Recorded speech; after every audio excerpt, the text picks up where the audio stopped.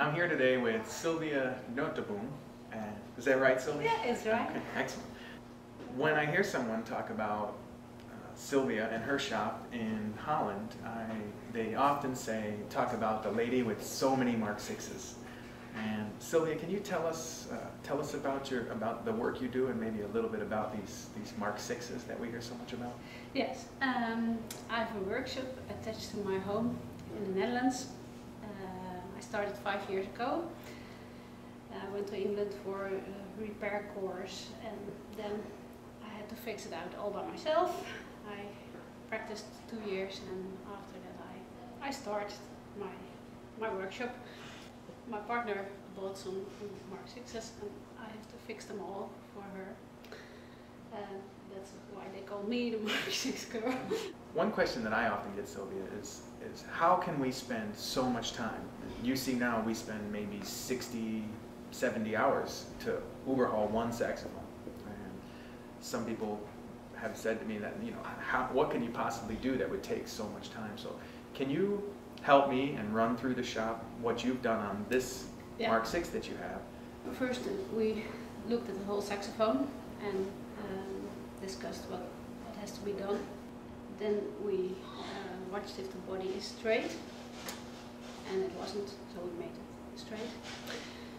Then we take the dents out, aligned the posts. We were watching if the neck was fitting. It didn't fit well, so we fixed it. You fit the neck? We fit the neck. Yeah. Yes. How long did you spend quoting in Bodywork? 2 days. 2 days? Yes, almost 2 days. Okay, so if before you came here I told you going to spend 2 days just quoting and doing Bodywork, how would you feel about that? It's a long time. Yeah, it's a long time. Yeah. But, yeah. That's how long it takes? Yeah. Or we're just slow? No. Or you're slow in this case? Maybe I'm slow because the way you work and the way I work, there's a difference between it. Okay. But I'm slow, but it takes a long time. After you're done with quoting and Bodywork, Sylvia, you moved on to the key fitting station, and I believe you spent 2 days at key fitting as well. Yeah. So can you tell us what you did on this instrument in key fitting? A lot. Okay. Yeah, a lot that I wasn't used to do. I faced the posts. Facing the post is just cutting a flat surface on the face of the post where it contacts the key. Yeah. Yeah. So you make both sides flat. Yes. We switched all the hinge tubes to make everything fit nice and tight without wiggles and a lot of noise. Also, we did some work at the pivot screws. And one thing that other course participants have mentioned to me is post-facing. A lot of technicians don't see that too much in their world, right? So are all the posts are faced on this one? Yes. Most people that take the course spend 1 day at pad cups and tone holes. That's what you did, right? Yeah. Can you tell us what you did at that station? Yes, we made all the pad cups flat again. Mine were not flat, so I have to hammer a lot. When my pad cups were all nice, and then I have to deburr everything, and now the tone holes are completely flat, so I can level my pad. Okay. After pad cups and tone holes, I went to materials, and that was a bit strange for me because I was used to put materials on after I padded my saxophone, and it was the last thing I was used to do. But at MusicMedic they do it before dry fitting, and yeah, that was a bit strange. But now, when I've seen this, I think I'm going to use that in my workshop because it's easy. You have no lost motion and play when you go to the dry fitting and the padding. Of course you haven't finished this horn yet, so we're getting to the point that you are with this horn, and I think the next station is one that so many people have a hard time understanding, and maybe understanding why we do it, when we do it.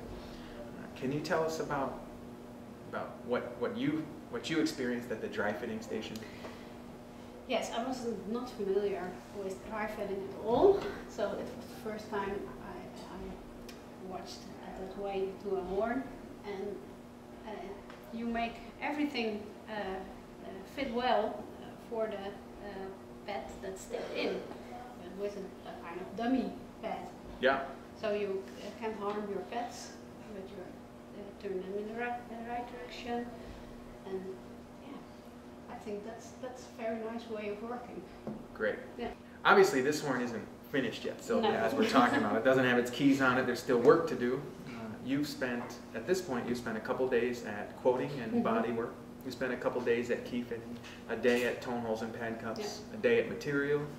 You spent about a day and a half at the dry fitting. And today, you'll spend the entire day putting in the pads and leveling them. Then after that, you'll move on to setup, which is about a half a day, and tuning, which is about a day. And it's interesting to me in having this shop how I've seen the setup station get smaller and smaller. A horn spends more time at key fitting than it does at setup, and I think that goes to show that the prep allows the last part of the job to be really easy. Sylvia, the greatest thing for me about offering this course is getting to talk to the different technicians that come and the players that come to take the course. And with you, it's a particular honor because we've known each other for a while, and I know you're a fine tech and a very thoughtful person, and it's been great to see your ideas about how we do what we do in the shop. I hope that you have learned some from us as well. Yeah. And I hope that you continue to over the next few days.